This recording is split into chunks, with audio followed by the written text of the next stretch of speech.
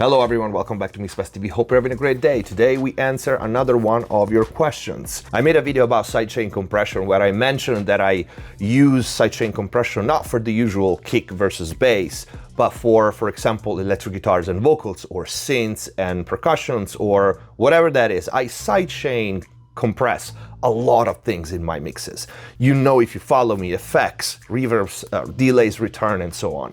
And one of you guys asked me, can I use this technique every time two or more elements fight for the same frequency range? And the answer is yes and no. Can you? Yes, of course, you can do it on every track if you want. Technically, it's possible. But just because you can doesn't mean that you should. What are the things to look out for when you do a lot of sidechaining like I do in my mixes? The first and most important thing I feel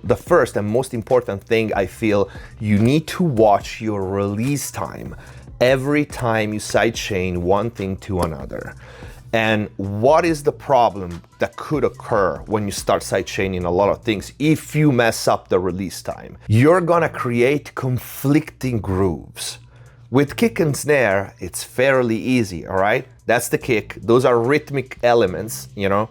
The drums is the rhythmic backbone, so it's okay if it follows the rhythm of the kick, the bass, or whatever you sidechain to it. Especially nowadays in modern music like pop and EDM and dance music, we sidechain vocals to the kick, right? It's very, very common. So it's fairly easy. If you wanna go for the safest bet ever, you just set your release in time with the BPM of the song and you're good to go. The problem is when you start sidechaining things like vocals and synths, or electric guitars and synths, or acoustic guitars and vocals, everything that is in the mid-range. Why? Because at that point you're not dealing with a rhythmic element anymore, like kick or drums and bass. Vocals or guitars or piano or acoustic guitars or synths, they can be pads, they can be things that are not very rhythmic and they're more melodic. So at that point, setting up the release of your various sidechain compressors is gonna be key, because if you mess it up, you're gonna cause stuttering and you're gonna cause conflicting grooves.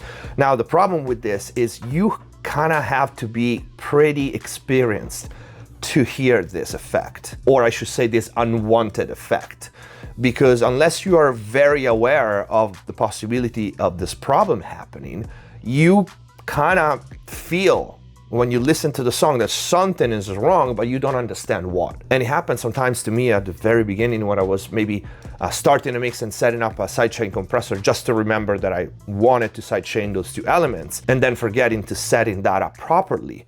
And there was something that was bouncing the wrong way. So that's the first thing that you should look out for if you want to do this kind of advanced technique and start sidechaining a lot of things. The second is more a concept.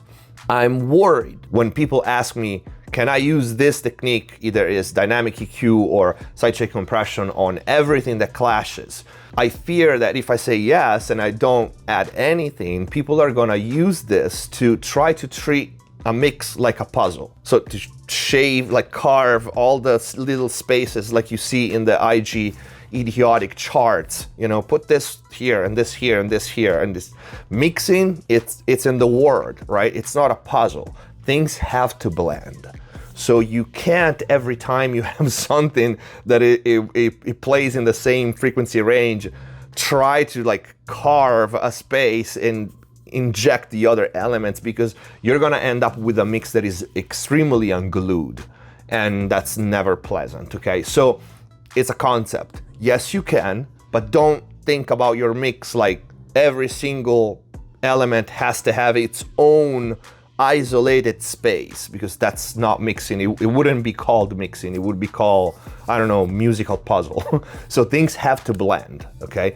Use sidechain compression also to create groove and to create movement. For example, one thing that I really like is to set the release of my effects return that are sidechained with the dry signal very slow. This way I can really tailor the swell of the reverbs and my delays.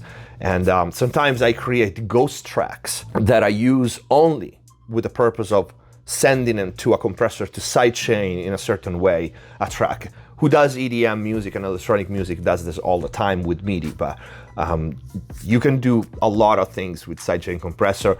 to a point where you kind of get the song to almost mix it itself if you do this well enough, but there's still then, you know, all the automation and that is needed in a mix, about which I'm gonna do a video right after I film this one, because I got one of my clients asking me a good question about automation. But if you guys have questions, leave them in the comments down below.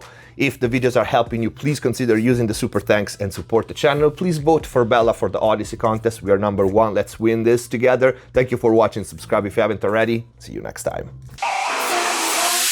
Hands on my neck, hands grip my